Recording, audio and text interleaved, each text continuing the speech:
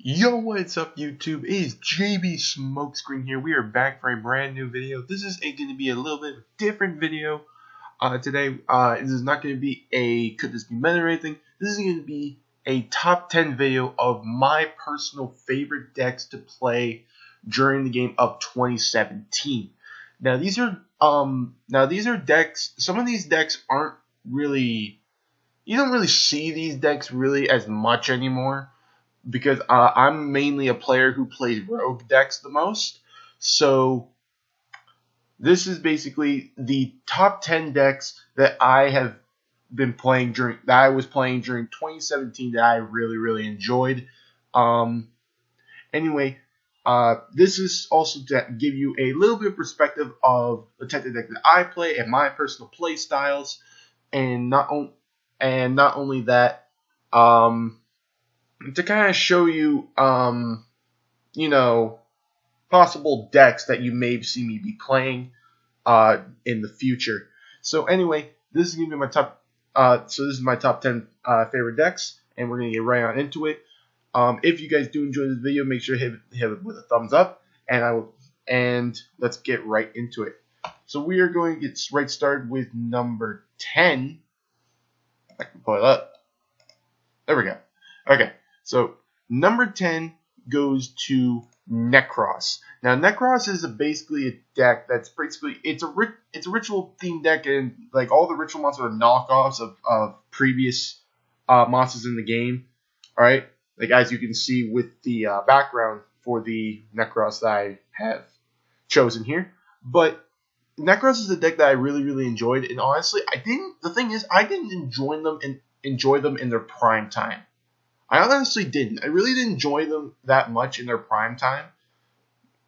All right, but nowadays I don't know. I picked up the deck one more time, and I actually really kind of like how they are now. I like them better now than what they were. So I don't know. The fact that they can just they still have quite a bit of consistency. They have lots of consistency still, even with the loss of Shurret. Hopefully in the future January 2018 ban list that we do get Shurret back, because I actually do want to get Shurret back, and I definitely will. I would really like to get to playing this deck again, because I kind of stopped it for a little bit. But this deck is so freaking fun, and it still can be competitive in today's game. It still can be competitive.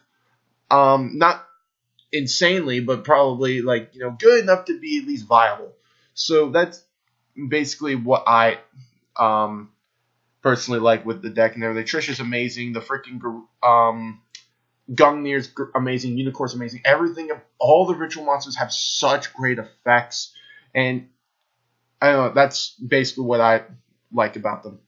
So going on to number 9. Number 9 is Dark Lords. Now, Dark Lords, the reason why Dark Lords is number 9, honestly, it's not because I played a pure version of Dark Lords, and they were so consistent. They had so much draw power. There was quite a bit of consistency for them as well. Being able to use Trade-In and freaking Allure of Darkness was so freaking handy. All right, and Banishment is such a good card. They can just keep copying their spells and traps just from the grave. That's so freaking great. But the thing is, the reason why they're number 9 is not because I played them by myself. I mixed them in with Predaplants, and they work so fucking well. Alright? I didn't like the Predaplants that much. I didn't really like Predaplants that much and everything, but then I add Dark Lords into them, and I loved them. Alright? Dark Lords is literally the reason why I grew to kind of like Predaplants. So, alright, being able to just make a greedy Venom Fusion Dragon just like that is absolutely amazing. All right, all right, so that's basically my opinions on them. It's really fun. I definitely recommend you guys trying out Predaplants and Dark Lords if you haven't yet. But it's still very good deck and everything. It's very good in today's game as well, because of the addiction with Linkuriboh. Not Linkuriboh. What's his name? Levelier is his name. They're really high-level monsters and everything, so you can just keep abusing Levelier and just keep bringing them over and over and just keep going to Link plays. So it's still a very viable deck. I still play the deck today as pure, but You know what? I don't know. I might try the Predator Plant version again. All right, I'll see what I can do with it. Okay, so number 8 is a surprising one. To probably, if people who know me, throughout playing with me throughout the years, they'll know this is a weird one. Number 8, Medicus. Now Medicus is now the thing is Medicus have a banish strategy. They have a banish strategy and everything. The thing is, what's ironic about this, I hate banish decks. I really do hate banish decks. I hate banish decks really, really hard. But the funny thing is, this deck I don't actually mind. I actually really like this deck and everything because I'm the type of player that prefers the graveyard. I like controlling the grave. All right, but with Medicus, it's kind of like the banished zone is their grave. That's the thing. Their banished zone is their graveyard. That's what's kind of weird. And the fact that you just keep banishing and just return them to the deck and just keeps circling advantage is actually really, really good. Another thing, Invokes is really, really helpful and thing. Freaking Eater of Millions. Fucking, did I say Invoke? Yeah, I did say Invoke. Freaking Fairy Tale Snow. Fairy Tale Snow is deadly in that deck. Holy shit. This deck can really abuse Pod Desires actually a little bit. And the fact with Necroface, you can just go with freaking Kafka's, banish Necroface, banish 5 cards from both players' decks. And if you banish Medicus monsters, you get their effects. It's just such a fun deck. It's just so fucking fun. Their tutor monster is really, really cool. I really like whatever his name is, Ragnarok. And I don't know. There's everything about them, alright, is absolutely amazing. I love how they play. The banishing is the one thing about them I don't like, but it's like their banishing is the graveyard, like I already said. So it suits my play style, in my opinion. It does suit my play style. Just a little bit of a different way. Alright. Anyway, going on to number 7, we have Paleozoics. Paleozoics is actually it's a dirty deck, I'll say that. So Paleozoics is a deck that pretty much you have all these trap cards, and you pretty much have a gajillion trap cards, and then just try and just keep activating them and keep bringing your Paleozoic trap cards back to the grave as monsters, and then just go into rank 2 plays. This mixes very well with the Frog engine, so this is actually so it's actually made them really competitive. They can abuse Totally Awesome very, very easily. They are pretty. I believe they can be actually still pretty viable because of the what's his name, Miss Starboy. So Miss Starboy. I'm pretty sure I think that's Miss Star something. I'm pretty sure it's Miss Starboy. I could be wrong, but it's still a very, very good. Very, very good deck. I actually haven't seen them much play, and I actually don't know why, because they actually still are pretty viable. But so that's basically my opinion and everything. The fact that you can just keep chaining, they have so much. They have a lot of consistency because of reasoning. They have quite a bit of drawback. You can use Reckless, Accumulated Fortune, the Foolish Burial, like the picture on my screen, and lots of other things that you could do with the deck to give them more draw power and ditching power. So it's actually really, really great. I really recommend this deck if you have not tried it. Alright, so number 6 is, I actually kind of forget this, Subterrors. That's why alright, Subterrors is number 6. Now, the thing is, I didn't really get into flip decks that much. I didn't really care for flip decks back in the day, but now they made Subterrors, and honestly, at first they sucked. They sucked at first, but now they're actually pretty good, because they're actually a pretty good deck. Because one, they got their Link monster. They have Subterror Fiendus to help them negate shit and put them on the board. They have Guru, which helps them with a bit more searching. They have draw power. They have monster removal. They have lots of different. They have every quality that can make them a very viable deck. All right. Hidden City is very, very good card. It's actually, you can't really do much with the deck if you don't have Hidden City.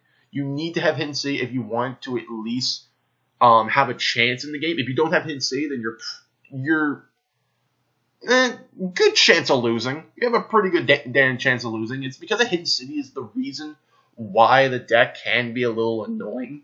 So if you can keep Hidden Sea off the board, it can be a little bit troublesome for them. But at the same time, they're still very viable. They have they have a lot of attack power and everything. It's another deck that you can abuse Levelier with, but like really abuse Levelier actually now that I think about it, because like you can just like flip one up because they're very high level monsters. You can flip one up, abuse Levelier on one of them, and then just use their effect, flip them back down, and then flip them back up later, and then their just levels are reset. So that's actually really, really cool. So, all right, that's what I like with the deck and everything. But there's another deck that goes with them, and it's a layer in the list, and I will get onto it in just a moment. All right, number 5 is personally my favorite deck. It's personally my favorite deck of all time and everything, but the thing is this deck just it died down to me.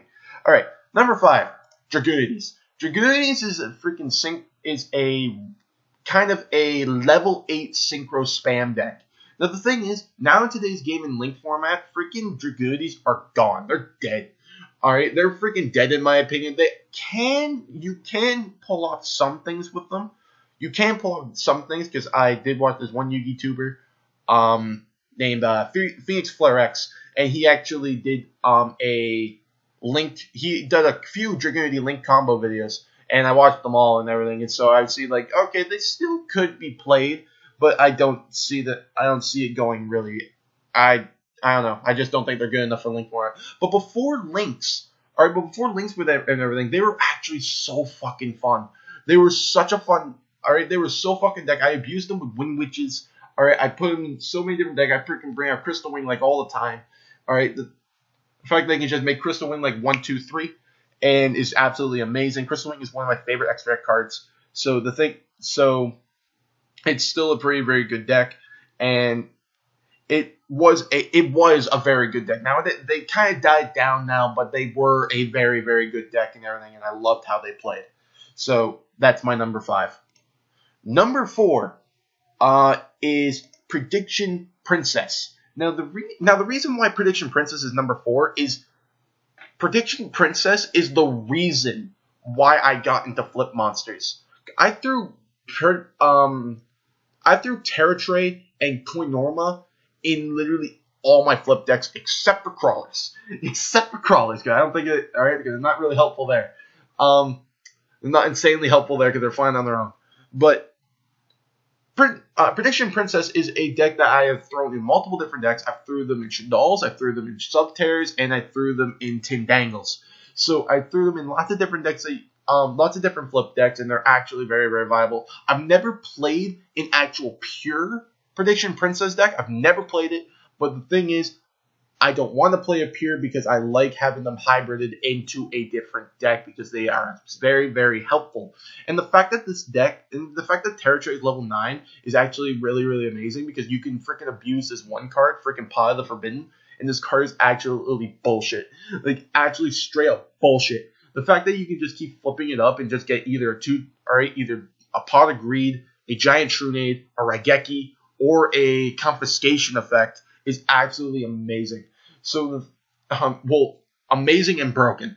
So it's absolutely insane and everything. If you haven't tried Prediction Princess in any of those 3 decks that I mentioned, so Subterra, Tindangles, and Shaddoll's, I definitely recommend you try it out because your mind will be blown away if you have not tried it or seen it. All right. So number 3 is Mermaids and Atlanteans. So this deck is actually I really like this deck just because back in the day when I used to play Mermaids and Atlanteans, I didn't know jack shit for that deck. I didn't know anything.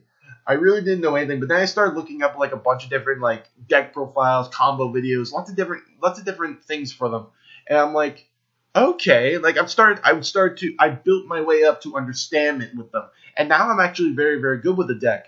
So I'm actually very, very good at the deck. All right, there's lots of different combos that you can do with the deck. I've done 3-card hand loops. I've done just an OTK on them. Atlantean Neptibus is absolutely amazing. As soon as that card, they were a pretty decent deck. They were pretty decent deck and everything, but then they made Neptibus, and that freaking skyrocketed the deck because Neptibus was exactly what Mermails and Lanterns needed. All right, so like, all right, because like you can just like summon him, just ditch your Dragoons, add Dragoons, and you get another free search. So this card, all right, literally Neptibus alone is a +1. So Neptibus is alone a +1 if you have both Dragoons in your deck. So it's absolutely amazing. So, well, not really both Dragoons. It's like if you have at least one Dragoons in your deck, then it's a +1. So it's still, so yeah, it's a really, really good deck. I really recommend you guys try out Mermails because like they're such a good deck. I love them to death. All right, and I've pulled off quite a few combos for them in the past and also in today's game because I do play Mermail still to this day. So that is my opinion on the Mermail deck. All right, number 2 is Cyber Dragons. Cyber Dragons, like I have, like, well, Cyber Dragon Kaijus mainly because I love playing them with Kaijus.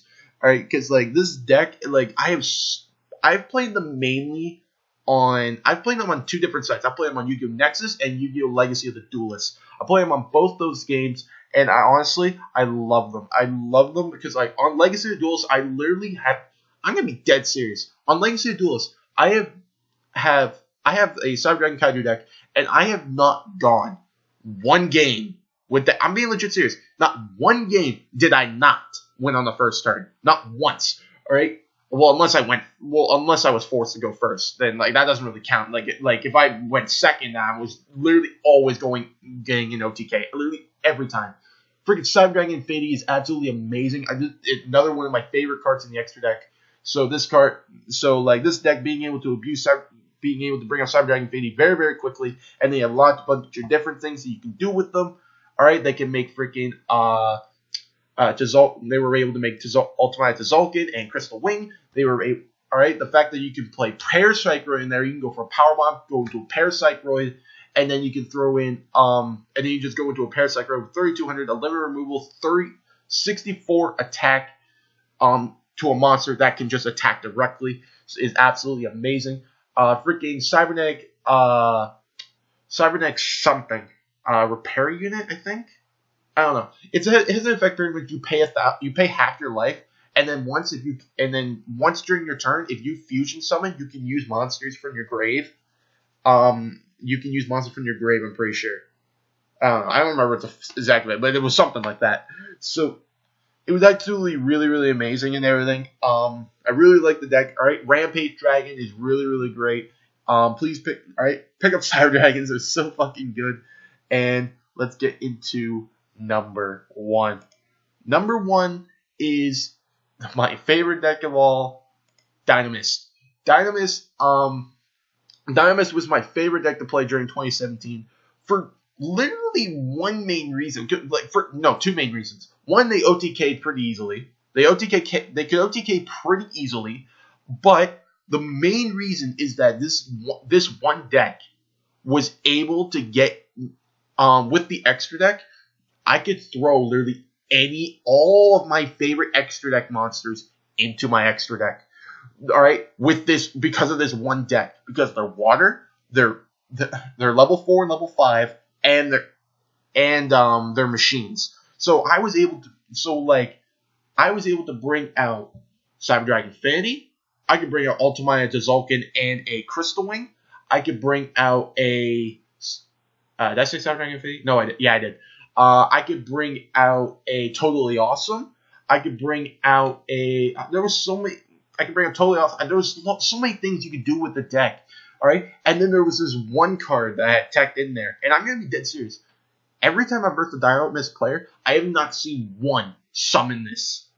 I have never seen one Dynamis summon this monster I'm about to say, and it's number 94, Crystal Zero, and then it's like full armored version, full armored Crystal Zero Lancer. I have never seen a Dynamis player ever summon those cards. I don't know why, and I don't know why no one has really thought of it. I'm pretty sure people have thought of this, but I've never seen a Dynamis player summon this. Freaking, I don't really use the Crystal Zero Lancer. I pretty much just the Crystal Zero. All right, I just bring in Crystal Zero and then just overlay on top of it for Lancer. So pretty much like Lancer has an effect basically. You can just overlay on top of it for a rank 5 Water Exceeds, and then so pretty much then you can for every material that Lancer has, it gains 500 attack. It has 22 naturally. So it would have the 2 materials from Crystal Zero being summoned, and then Crystal Zero on top. So it would have 15 extra attack points, so that's 3,700. And then if it would be destroyed, you can detach material instead. So it has a bit of protection.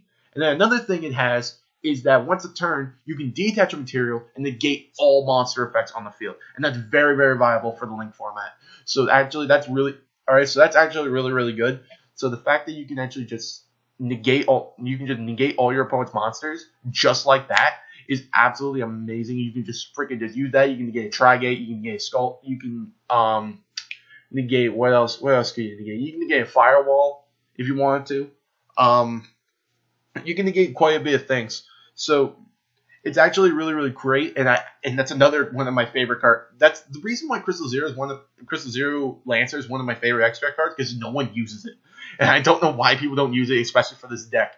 So anyway, that's literally my favorite. Those are my top 10 favorite decks during 2017. Hope you guys enjoyed it. If you guys did, make sure to smash that like button and everything, and also subscribe if you are new. All right, let me know in the comment section below what your favorite decks were to play during the 2017, and I will probably reply to you and see what I thought of those decks, during that time. But anyway, that's gonna be it for now. Have a good day, everyone, and I will talk to you guys all later. Goodbye.